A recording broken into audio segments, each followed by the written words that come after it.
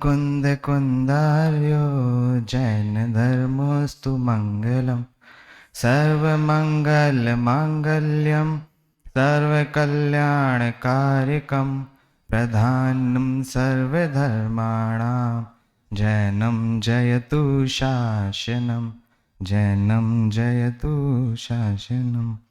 मैं करता हूँ कर्म का, कर्म है मेरा कर्म, ऐसी मिथ्या मान्यता है मिथ्यात्व अदल। समयसार ग्रंथाधिराज कर्ता कर्म अधिकार। अभी तक 74 गाथा और कलश तक बात हो चुकी है। 75वीं गाथा से आज प्रारंभ करना है। देखिए जो अंतिम कलश यहाँ पे पढ़ा, कल जो लास्ट कलश अपन ने लिया, मतलब जिस भी वक्ता ने लिया, उसके अंत में 3 शब्द लिखे थे, साक्षी पुराणः पुमान्। तो ऐसा व्यक्ति जो साक्षी हो, ऐसा पुराण पुरुष, अनादि निधन पुरुष है, वो उसको साक्षी के रूप में बोला। साक्षी मतलब क्या होता है? एक प्रमाणिक के रूप में। प्रमाणिक मतलब एक आई विटनेस, जिसको अपन बोलते हैं ना कि कोर्ट में कोई आई विटनेस आ जाए तो सारे सब कुछ फेल हो जाता है, उसने जो देखा वो साक्षी हो जाता है। तो ऐसा ही आई विटनेस मतलब वो कुछ करेगा नहीं, वो सिर्फ देखेगा। वो देखेगा और उसका देखना ही वो करना हो जाएगा। इस तरीके से उस लास्ट के 3 शब्द यहाँ पे लिखे। और बनारसी दास जी ने भी अपने जो भावानुवाद करा उसमें भी अंत में यही अर्थ निकाला कि जो ज्ञानी होगा वो ऐसा करेगा नहीं, उसका जानना ही वो करना हो जाएगा। और वही 75वीं गाथा में प्रश्न उठा दिया कि फिर ऐसा जो करने वाला जो पुरुष है, साक्षी पुराणः पुमान्, ऐसा जो पुरुष है उसको पहचाने कैसे? उसका कोई लक्षण तो होना ही चाहिए। जब तक अपन उसको पहचानेंगे तो इसी चीज को उठाते हुए ये गाथा बनी है। इसके उत्थानी का आप पढ़ेंगे तो कथम आत्मा ज्ञानी भूतः लक्ष्यते इति चेत, कि अब हम उस ज्ञानी पुरुष को कैसे पहचाने। ऐसा कोई आचार्य से, मान लीजिए किसी शिष्य ने ऐसा निवेदन करा कि अभी तक आपने क्या करा, 69-70वीं गाथा में बोला कि आश्रव उसमें भेद नहीं जानता, फिर बोला कि वो अज्ञान प्रवृत्ति हो जाती है, क्रोध आदि थे उसको बाहर निकाल दिया, सब कुछ कर दिया, लेकिन ज्ञान के साधन के बलबूते पे ये सब करा। तो अब जो ज्ञान के साधन पे ऐसा कुछ करा, तो कुछ ऐसा तो बताइए जिसको पहचान के हम भी तो कुछ कर सके, ऐसा रोल मॉडल हम भी तो बना सकें, आइडियल हम भी तो बना सकें। तो उसको पहले पहचानना पड़ेगा। तो उसका लक्षण के रूप में ये गाथा यहाँ पे लिखी है। गाथा का पाठ और करते हैं, अर्थ देखते हुए फिर उसका अपन हिंदी पद्यानुवाद करेंगे। गाथा पाठ करते हैं। कम्मस्य परिणामं नो कम्मस्य यतहेव परिणामं न करे ये मादा जो जान दिसो हवदीणाणी। चलिए एक बार पद्यानुवाद भी बोल ही लेते हैं। कर्म के परिणाम को नो कर्म के परिणाम को जो ना करे बस मात जाने प्राप्त हो सद ज्ञान को। देखिए सामान्य अर्थ इसका देखें तो कम्मस्य या परिणाम, कि जो कर्म का परिणाम है, नो कम्मस्य या परिणाम, कि जो नो कर्म का परिणाम है, कर्म नो कर्म। अभी ये क्या होते हैं, अभी थोड़ी देर बाद अपन देखते हैं कि इनका जो परिणमन है, इनने जो परिणति करी है, जो इनकी अवस्था हुई है, उनको जो 2 बातें करी, 2 स्पष्टताएं इधर दी गाथा में। यही 2 बात सबसे मुख्यता है कि ना करई ए मादा, ए मादा दोनों के साथ लगेगा कि यह जो आत्मा ना करे, पहली बात है कि कर नहीं सकता, या फिर जो नहीं करे, कर ही नहीं सकता, पहली बात तो। और दूसरा, अब नहीं करेगा तो क्या करेगा, जानदी सो हवदे नाणी, कि जो मात्र जाने वही ज्ञानी है। बस इतनी सी बात, 2 बातें हैं कि एक जो करे नहीं और दूसरा जो जान ले। बस ये इस गाथा में इन 2 बातों के ऊपर पूरी चर्चा उठाई गई है। तो अब पहले ये देख लेते हैं कि वो जिस लक्षण की बात करी थी वो लक्षण ऐसा है क्या। तो लक्षण की अपन परिभाषा सभी पढ़ के आ चुके हैं, या फिर जो कनिष्ठ में वो पढ़ लेंगे आगे चल के, कि अपन ने पढ़ा था व्यतिकीर्ण वस्तु व्यावृत्ति हेतु लक्षण, या फिर दूसरी पढ़ी थी परस्पर व्यतिकरे सति अन्यत्वम लक्ष्यते तद लक्षणम, कि जो एक ऐसी वस्तु निकाल के दे दे जिसके समान दूसरी कोई वस्तु हो नहीं, जो एकदम पृथक कर दे, सारी बैठे हुए अलग, इतने सारे आप सब बैठे उनमें से कोई ऐसा मैं खड़ा कर दूं जिसके पास वो चीज हो, तो कि वही उसका लक्षण बन जाएगा। वो आत्मभूत अनात्मभूत उस सब की व्याख्या भी नहीं करेंगे। तो ऐसे अपन को बाहर निकालना है, ऐसे वो पुरुष को बाहर निकालना है जिसके बलबूते पे अपन भी बन सके। इसलिए इस गाथा को पढ़ने का महत्व क्या है? इस गाथा को पढ़ने का दो ही उद्देश्य है। क्या? एक तो उसकी पहचान करनी है, जब तक पहचान नहीं करेंगे तो दूसरा उद्देश्य अपना पूर्ति नहीं हो पाएगा। क्या दूसरा उद्देश्य अपना है? कि हमें भी तो वैसा ही बनना है, हमें भी तो वही ज्ञानी बनना है, हमें अज्ञानी थोड़ी बने रहना है। इतनी सब चर्चा, जीवाजीव को भेद विज्ञान करा, इधर से आशव और आत्मा को भेद विज्ञान करा, तो किस लिए करा था? क्यों? क्योंकि हमें भी तो वो बनना है, उसी ज्ञानी के समान बनना है, हमें भी तो वो साक्षी पुराण पुमान वो बनना है, हमें थोड़ी अज्ञानी अज्ञानी हमेशा नहीं बने रहना है। इसलिए जगत में भी हम देखते हैं, जैसे किसी ने दीवार के ऊपर इतना बड़ा, मान लीजिए 9x9 का सचिन तेंदुलकर का फोटो लगाया। अब क्या उसने दीवार के डेकोरेशन के लिए थोड़ी लगाया था, उसने लगाया था क्यों? उसको भी सचिन तेंदुलकर जैसा बनना था। इसलिए पहला उद्देश्य अपन का इस गाथा को पढ़ने का, उस लक्षण को पहचानने का पहला उद्देश्य है कि हमें वास्तविकता में उस ज्ञानी को पहचानना है। क्यों पहचानना है? हम उसको आदर्श बनाना है, जिससे हमारा दूसरा उद्देश्य पूरा हो सके कि हम भी तो उसकी तरह ही बनने के लिए इच्छुक है, हमें भी तो वैसा ही बनना है। तो इन दो उद्देश्य को लेते हुए ही ये लक्षण की डिमांड यहाँ पे इस गाथा में करी गई है। तो अब इस गाथा में अभी ऊपर दो शब्द मैंने छोड़े थे, कम्मस्य परिणाम, कम्मस्य मतलब कर्म और नौकर्म छोड़े थे। तो देखिए जब भी इस गाथा की बात चलती है तो प्रायः 19वीं गाथा भी इसके साथ जोड़ ली जाती है। और आप कुंद कुंद शतक अगर पढ़ेंगे तो उसमें दादा ने दोनों गाथाओं को एक साथ प्रस्तुत करा है। अपन भी पहले दो इस 19वीं गाथा को भी पढ़ लेते हैं, क्योंकि उसमें भी सेम शब्द ही हैं, कम और नौकर्म तो सेम है। तो फिर उनके डिटेल में अपन जाएंगे। तो पढ़ते हैं, कम्मेणो कम्ममिह अहमिदिया कम च कम्मेणो कम्मम जाए सा खलु बुद्धि अपड़ी बुद्धो हवदी ताव। मैं कर में हूँ नौ कर में हूँ, या है हमारे ये सभी यह मान्यता जब तक रहे अज्ञानी है तब तक सभी। देखिए दोनों गाथाओं में कॉमन शब्द कौन से निकले? कर्म और नो कर्म। बस अंतर इतना है, एक तरफ ज्ञानी अज्ञानी की ओर से बात करी, मतलब वो नेगेटिव नकारात्मक तरीका से बात करी, एक तरफ इधर सकारात्मक तरीका से बात चल रही है। लेकिन मना दोनों में करा है, मना दोनों में एक में करा है कि उनको एकत्व ममत्व नहीं करना। इधर मना करा उसमें कर्तृत्व भोक्तृत्व नहीं करना। अब ये कर्म नो कर्म क्या है? तो सबसे पहले कर्म शब्द से यहां दो चीजें ग्रहण करना, द्रव्य कर्म और भाव कर्म।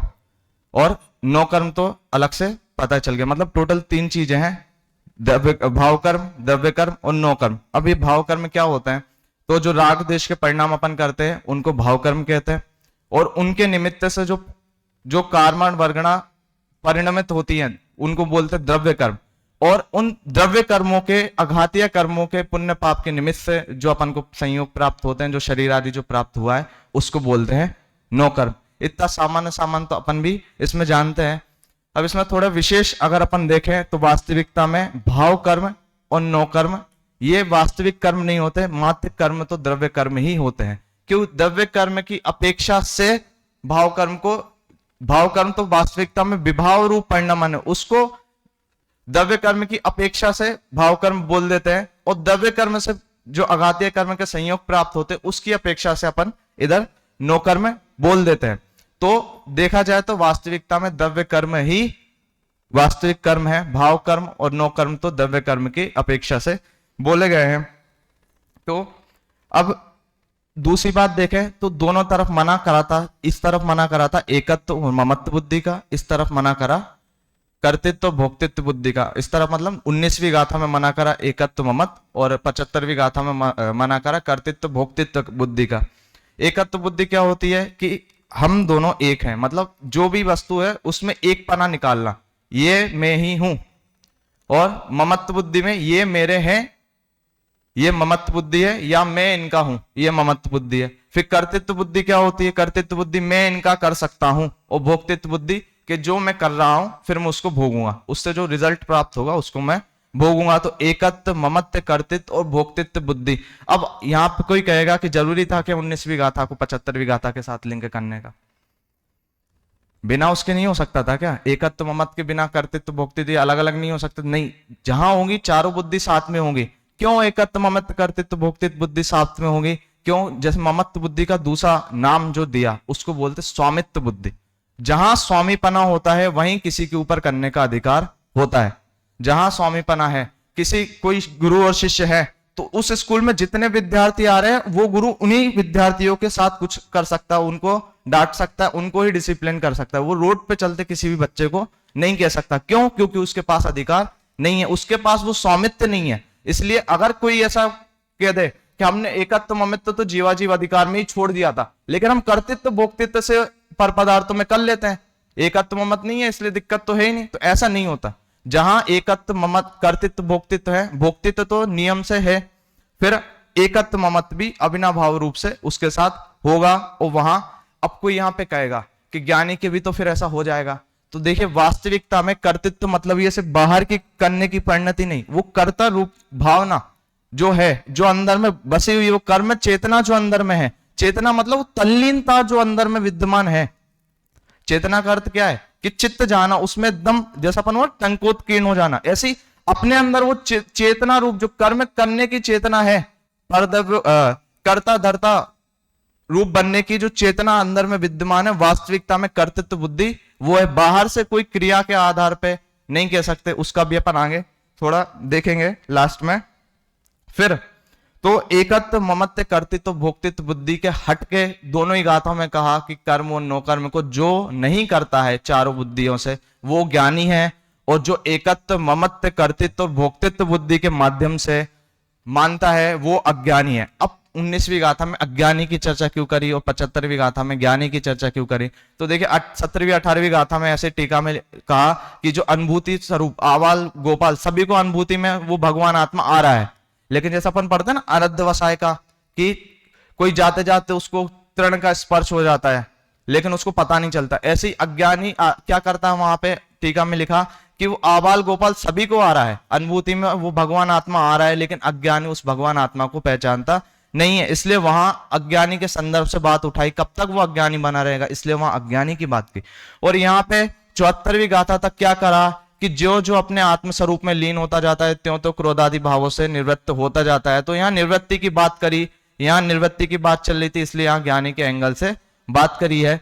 वास्तविकता में दोनों गाथा देखें तो दोनों गाथाओं में ही वहां एकत्व ममत्व है तो वहां कर्तृत्व भोक्तृत्व भी समझना, यहाँ कर्तृत्व भोक्तृत्व है तो यहाँ एकत्व ममत्व भी समझना, बस अधिकार का अंतर है, इसलिए गाथा अलग अलग वहां पे प्रस्तुत की गई है। फिर और देखें तो अब यहाँ पे कोई कह सकता है कि जैसा हमने बाल बोध में पढ़ते हैं, अभी भी कोई अड़ा रहे क्या कि हम तो एकत्व ममत्व, चलो ठीक है, कर्ता जैसे कर्म नो कर्म का जो भाव है उनको करने में आखिर दिक्कत क्या है? क्वेश्चन यह था ना कि नहीं कर सकते, लेकिन मान लो हम कर रहे हैं तो दिक्कत क्या हो रही है? क्यों? क्योंकि आत्मा भी तो करता है। क्या हम बाल बोध में पढ़ते हैं कि जीव किसे कहते हैं? जो जानता है, देखता है और सुख दुख का अनुभव करता है, उसको जीव कहते हैं। ऐसे सुख दुख का अनुभव जब करता है तो कर्म नो कर्म को भी कर लेगा, तो आखिर दिक्कत क्या होगी? तो मैं यहाँ पे ये बोलता हूं कि कर्म नो कर्म को करता है तो वास्तविकता में होते हैं क्या? देखिए ग्रंथ याद नहीं, अभी कुछ दिन पहले पढ़ा कि कर्म नो कर्म को से सुखी होने के लिए उन कर्म नो कर्मों को पलटना होगा। जैसे अपन परिणमन करना चाहेंगे नो कर्म का, वैसा परिणमन करना, उनको नो कर्म को वैसा पलटना होगा, लेकिन वो नो कर्म इतने ईमानदार हैं कि वो पलटते नहीं है और बस अपन अज्ञान वश ऐसी प्रवृत्ति करते रहते हैं। वास्तविकता में कहां पलटते हैं वो नो कर्म? वास्तविकता में कहां पलटते हैं? अपन आरोप लगाते भी चले कि नहीं नहीं मैं जैसा करता हूं वो देखो वैसा, तो टोडरमल जी इसके लिए क्या लिखते हैं कि काकतालीय न्याय के समान है, लाखों करोड़ों में से एक बार ऐसा हो जाए कि तुमने जो सोचा और वो हो जाए। लेकिन कोई कहे कि नहीं हमारा तो डेली का डेली ऐसा ही होता है कि कैसा कि हम जैसा जैसा परिणमन करते हैं चाहते हैं वैसा वैसा होता है। कि जगत में किसको सुखी माना जाता है? तो सुखी की परिभाषा क्या है? पहला सुख निरोगी काया, दूजा सुख हो घर में माया, तीजा सुख कुलवंती नारी, चौथा सुख सुत आज्ञाकारी, पांचवा छठवा सातवां आप लगा लेना। तो ये चार तो हमारे पास, कोई कहेगा कि देखो मेरे पास तो निरोगी काया भी है, दूसरा मेरे पास तो देखो स्त्री और रुपया पैसा पुत्र इत्यादि सब कुछ मेरे पास अच्छे हैं, तो मैं कर रहा हूं ना इन नौ कर्म को। मैं जब ऑफिस जाता हूं, जब पैसे कमाता हूं, तो ये सब खुश रहते हैं, मैं कर रहा हूं ना इनको। तो वास्तविकता में देखा जाए तो ऐसा होता ही नहीं है। कैसा कि किसी से कहे तुम्हारी तबीयत कैसी है, तो उसने कहा कि सब कुछ ठीक है, बस पीठ में थोड़ा दर्द है। अब चलो पीठ में दर्द है, बाकी सब ठीक है, हाँ बाकी सब तो ठीक है, बस नीचे नहीं बैठ पाते। चलो नीचे नहीं बैठ पाते, बाकी सब तो ठीक है, हाँ हाँ बस ज्यादा देर नहीं बैठ पाते, थोड़ा खड़ा होना पड़ जाता है बीच बीच में। तो ये कहां से निरोगी काया है? हम परिणमन कर रहे हैं ना, अपने हिसाब से परिणमन कर रहे हैं कि, तो फिर वो पीठ में दर्द आखिर कैसे हो रहा है? इसी चीज को देखिए, भूधर कवि ने जैन शतक में बहुत अच्छे से एक श्लोक लिखा कि जोई दिन कटे सोई आयु में अवसी घटे, बूंदे बूंदे बीते जैसे अंजुलि को जल है, देह नित्य छीने होते नैने तेजहीन होते, जौवन मलिन होते छीने होते ढल बल है, आवे जरा नेरी ताको आतक हेरी, आवे आवे पर वो नजी के जाले नरे बोनी फल है, मिले के मिला पीजन पूछते कुशल मेरी, ऐसी दशा माही मित काहे की कुशल है। कि क्या कि बार बार मुझसे लोग पूछते हैं कि आपकी दशा कैसी है। तो जैसे एक वो चिट्ठी फेमस हुई थी ना, कि उसमें एक चैप्टर भी ऐसा बनता है कि बाकी सब तो ठीक है, बस गाय चोरी हो गई, बाकी सब तो ठीक है, बस ऐसा हो गया, बाकी सब तो ठीक है, ऐसा हो गया। ऐसे ही इनने लिखा कि क्या कि हम सब बोलते हैं हमारी तो जिंदगी सबसे अच्छी चल रही है। क्यों? क्योंकि हम परिणमन वैसा ही कर रहे हैं जैसा इच्छा हम कर रहे हैं, कि बस थोड़ा अंतर क्या पड़ रहा है कि दिन ब दिन आयु घटती जा रही है। उसके बाद क्या हो रहा है कि जैसे जैसे ये जरा आती जा रही है ना, बुढ़ापा आता जाता है, वैसे वैसे मृत्यु रूपी शिकारी भी पास में आता जा रहा है। बाकी सब तो ठीक है, बाकी सब ठीक है, बस ऐसा ऐसा होता है। तो ये क्या परिणमन हमारे नौ कर्म के अनुसार हो रहा है, इसलिए मना करा कि वो परिणमित होंगे ही नहीं, वो नौ कर्म परिणमित होंगे ही नहीं। और वास्तविकता अब कोई कहे कि ये तो सिर्फ आपने शरीर की बात करी, तो अरे जब शरीर ही अपने हिसाब से परिणमित नहीं हो रहा, तो चर्म दूर होने पर तन से रोम समूह कर रहे कैसे, तो बाकी सब कैसे परिणमित हो सकते हैं? जब अपन सबसे नजदीकी चीज जो अपने पास है, हम कहां इसको अपने हिसाब से परिणमित करा सकते हैं? इसलिए नौ कर्म को कोई कहे कि नौ कर्म को हम परिणमित कराएं, तो वो तो संभव है नहीं। तो अब कोई कहेगा चलो ठीक है, नौ कर्म तो दूर की बात है, लेकिन भाव कर्म तो हमने सुना है कि सिद्धांत ग्रंथों में ऐसा कि जो मोह राग द्वेष आदि के भाव होते हैं वो जीव करता है, तो सुना है, वो सही सुना है वहां, लेकिन अपेक्षा अलग है। देखिए 4 विभिन्न अपेक्षा मिलती है मोह राग देश का कर्ता कौन है। एक बार मोह राग देश का कर्ता ही कहा जाएगा कि वो जीव है, वहां अपेक्षा भिन्न होगी। क्यों? क्योंकि उसको गलती दिखानी, गलती नहीं दिखाएंगे तो वो सुधारेगा कैसे? फिर यहां कर्ता कर्म अधिकार में कहा कि वो मोह राग देश का कर्ता जीव नहीं है, वो पुद्गल है। फिर एक जगह कहेंगे कि मोह राग देश का कर्ता जीव और पुद्गल दोनों है, और फिर चौथी जगह तो एकदम ही अलग बात कह देंगे कि मोह राग देश का कर्ता ना ही जीव है ना ही पुद्गल है, वह बस होते। तो इस तरीके से विभिन्न विभिन्न अपेक्षाओं की बात करी है। यहां जो इस गाथा में बात करी, यहां जो बात करी है, वो भाव कर्म भी जीव के नहीं है, वो भाव कर्म भी जीव नहीं कर सकता। भाव कर्म, द्रव्य कर्म, नौ कर्म, इनमें एकत्व ममत्व कर्तृत्व बुद्धि करना व्यर्थ है।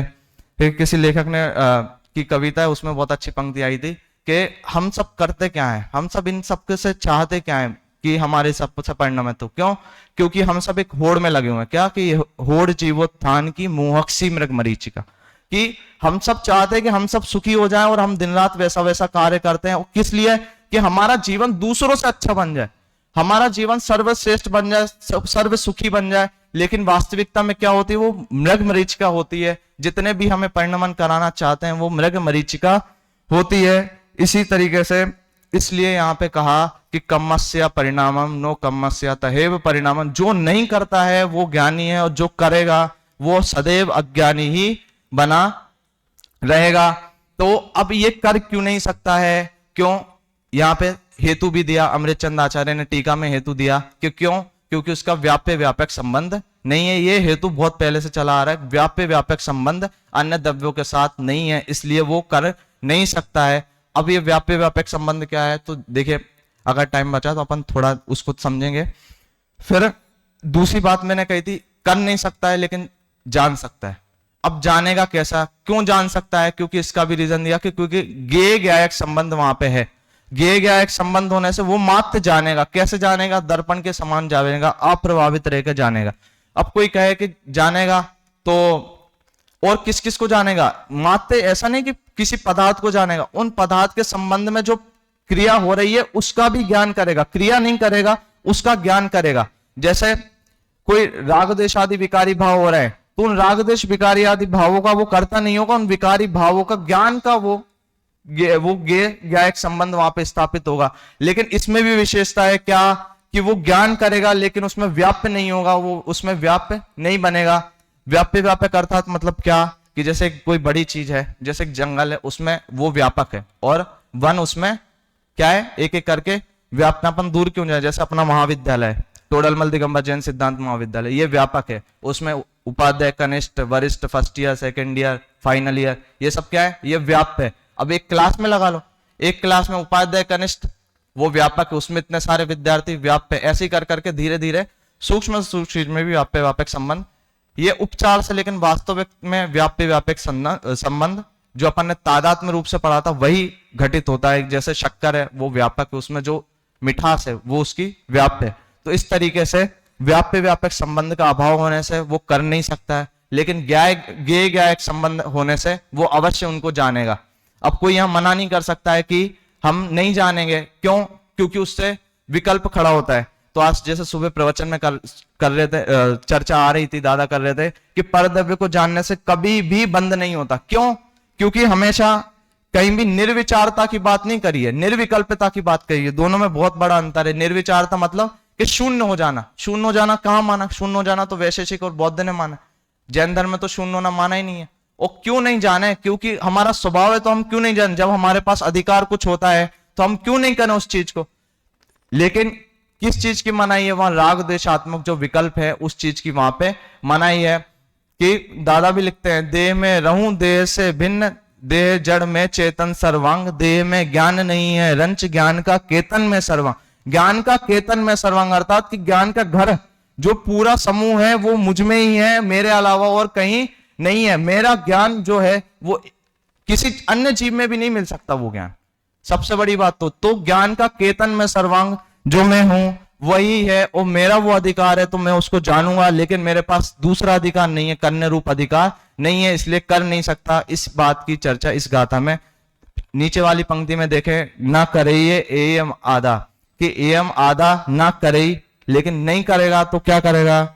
मात्र जान दी, कि उसको सिर्फ जानेगा। और जानेगा भी कैसे? कि व्याप्य नहीं हो, उसमें व्याप्य नहीं बनेगा, वो बिना व्याप्य बने ही उसको जानेगा। कह सकते हैं कि वो बिना अप्रभावित रह के ही उसको जानेगा। जब अपन इसकी चर्चा कर रहे थे कि उत्थानिका की, जब मैंने कहा था कि लक्षण में क्यों चाहिए, लक्षण एक चाहिए था कि अपन को ज्ञानी को पहचानना था। ज्ञानी को तो पहचान लिया, जो ऐसा कर एकत्व ममत्व कर्तृत्व भोक्तित्व बुद्धि नहीं करे तो वो ज्ञानी है। दूसरा जो उनको जान ले वो ज्ञानी। अब देखें दूसरा उद्देश्य था क्या, कि हमें भी तो उनकी तरह बनना है।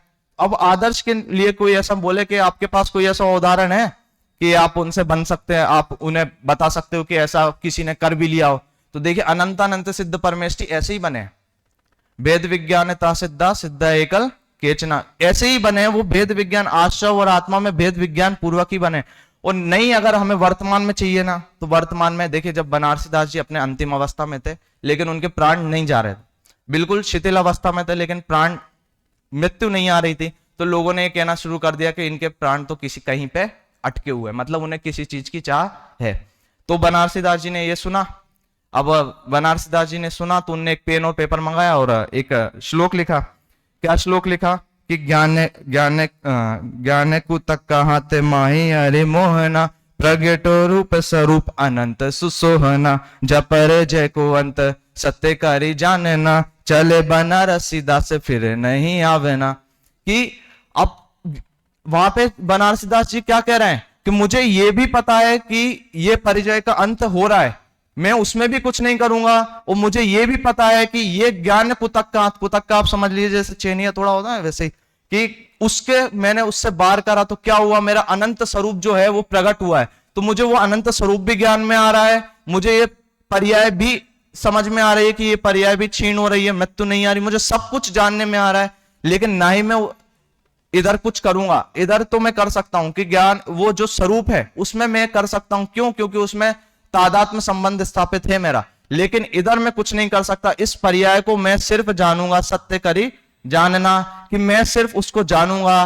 तो देखिए बनारसी दास जी, अब कोई यहाँ पे कह दे कि बनारसी दास जी का नहीं मानेंगे तो क्या, तो या फिर कोई ऐसा कह दे कि हमने तो ये सुना है कि भरत चक्रवर्ती ने तो लड़ाई करी। अब जो जैसे ये आते ना कि लड़ाई करी, तो वो कहता है कि इनने भी तो क्रिया करी है। तो इसलिए मैंने पहले मना करा था कि वो बाहर की क्रियाओं के माध्यम से अपन नहीं कह सकते। वो कर्मफल चेतना जो अंदर में व्याप्त है, वो अज्ञानियों के जो कर्मफल चेतना अंदर में है, उसके आधार पे ही वहां पे कर्तृत्व भोक्तित्व बुद्धि को बताना पड़ेगा। कर्म और कर्मफल चेतना के आधार पर, भोक्तित्व की चर्चा इसके आगे की गाथाओं में आएगी कि कर्म चेतना के आधार पे ही अपन को बताना पड़ेगा। ऐसे ही सम्यक दृष्टि, अपन भरत चक्रवर्ती को तो मानते हैं कि 6 सम्यक दृष्टि थे, और जो चौथे से ऊपर गुण स्थान के होते हैं उनके कर्म चेतना नहीं होती, उनके ज्ञान चेतना, यथा योग्य ज्ञान चेतना ही होती है। तो वहां पे कर्म चेतना नहीं है, इसलिए कर्ता बुद्धि भी नहीं है। इसलिए अगर वो इतना युद्ध भी कर रहे हैं, इतनी रानियों के साथ भी है, सब कुछ कर रहे हैं, तो भी उनके रंच मात्र भी वो कर्तापन का भाव नहीं है, वो फिर भी ज्ञानी वहां पे बने हुए हैं। क्यों? क्योंकि 3 परिणति उनके सामने है। क्या 3 परिणति है? एक परभाव की परिणति है कि अन्य किसी का परिणमन है, वो उसमें तो उन्हें मतलब ही नहीं है। एक दूसरी विभाव की परिणति उनके सामने विद्यमान है कि जो राग देश आदि का हो रहा है, वो भी उन्हें पता है कि ये मुझसे पृथक है। और तीसरी है स्वभाव की परिणति है, वो उन्हें पता है कि ये मुझ में ही व्याप्त है, वो तादात्म्य संबंध मुझ में ही है, तो मैं उसमें ही जो करूंगा वो करूंगा। इसलिए उनको ये सब वहां पे भली भांति तरीके से पता है। वो 3 परिणतियों में से उनने अपनी स्वाभाविक परिणति को चुना, बाकी 2 परिणति को वहां पे छोड़ दिया। इसलिए ऐसा करने पर क्या कि वो बाहर कुछ भी कर रहे हैं, लेकिन वो फिर भी ज्ञानी ही है, अज्ञानी वहां पे नहीं है। क्यों? क्योंकि वो कर्ता बुद्धि वहां पे नहीं है, और कर्ता बुद्धि वहां पे नहीं है तो अन्य 3 बुद्धि भी वहां पे नहीं है। इसको लास्ट जब मैंने प्रवचन कहा तब भी एक छंद बोला था, आज भी वही बोल के अंत करेंगे अपन कि मन हर वरण तन मन हर सुमन तन वरण सुवरण कुसुम समान समान थी उर्वशी सी अंगनाएं संग। चलिए आप याद कर लेना, मुझे याद नहीं आ रहा। कि इतना सब था कि उर्वशी सी अंगनाएं थी, कि इतनी सुंदर सुंदर स्त्रियां थी, 60,000 पुत्र थे, सब कुछ था, क्या कमी थी। एक बार उन भरत चक्रवर्ती बैठे थे तो पटरानी ने आके सोचा कि ये कुछ चिंतन कर रहे होंगे, कुछ चिंता में होंगे, इतना सब राज्य व्यवस्था है, चिंता में होंगे, तो उनने टोका नहीं। फिर आई थोड़ी देर बाद, फिर देखा तो फिर यही सोच लिया, फिर आई, फिर उनने आखिरकार पूछ लिया कि आपको ऐसी क्या चिंता है, इतना चिंता मत करा करो ये 6 खंड की। तो भरत चक्रवर्ती क्या कहते हैं कि किसकी चिंता, ये कौन है, मुझे तो ये पता ही नहीं है। क्यों? मैं चिंता नहीं कर रहा, मैं तो चिंतन कर रहा हूं। जो मेरा स्वरूप है षटखंड, जो मेरे वास्तविक में षटखंड है, जो मेरा स्वरूप है अनंत अनंत स्वरूप है, मैं तो उसका ही चिंतन वहां पे कर रहा हूं। और यही ज्ञानी की विचारधारा है जो 18वीं गाथा में कही थी कि आबाल गोपाल सभी को वो सुलभ है, ज्ञान की प्रतिपल उठे तरंग झांकता उसमें चेतन राम। सबको मिलेगी, सबको, आबाल गोपाल सबको है, जो पहचान लेगा वो ज्ञानी है। और उसी ज्ञानी की बात इस 75वीं गाथा में कही है कि जो एकत्व ममत्व कर्तृत्व और भोक्तित्व बुद्धि छोड़ के उस अपने एक स्वाभाविक परिणति को पहचानेगा, वो वास्तविकता में ज्ञानी है। और उस ज्ञानी को ही अपन को आदर्श बनाना है। क्यों? क्योंकि हमें भी तो उस ज्ञानी के समान ही वहां पे बनना है। इस तरीके से ये गाथा थी। एक बार गाथा का पाठ करके पूर्ण करते हैं। कम्मस्य परिणामम णो कम्मस्य यतहेव परिणामम न करे ये मादा जो जान दिसो हवदीणाणी कर्म के परिणाम को नो कर्म के परिणाम को जो ना करे बस मात जान प्राप्त हो सद ज्ञान को। ओम नमः सिद्धेश्वराय।